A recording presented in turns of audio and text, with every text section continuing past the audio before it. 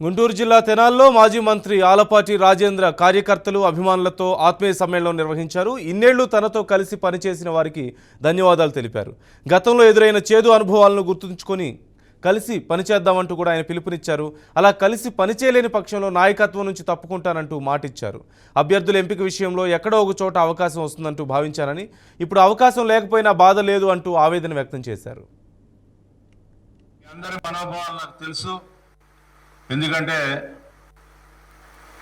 మనం వీటిలన్నింటినీ సమర్థించుకొని సమాజమే మన శ్రేయస్సు, పార్టీయే మన శ్రేయస్సు, పార్టీయే మన ఆలోచన అనుకుంటే నేను మీకు నాయకత్వం వహించి ముందుకు నడుస్తాను. లేదు అని అనుకునే భావం మీకు ఎవరికైనా ఉంటే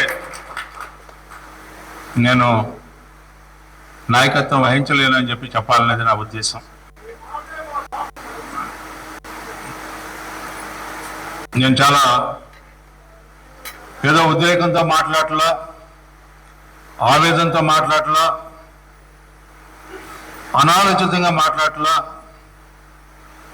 మీ అందరికీ అర్థం అవ్వాలని మనం మాట్లాడుతూ ఉన్నా. మనందరం కలిసి నడుద్దాం, కలిసి వెళ్ళాలి, కలిసి పోరాడాలి అనుకుంటే నేను నాయకత్వం ఇస్తాను.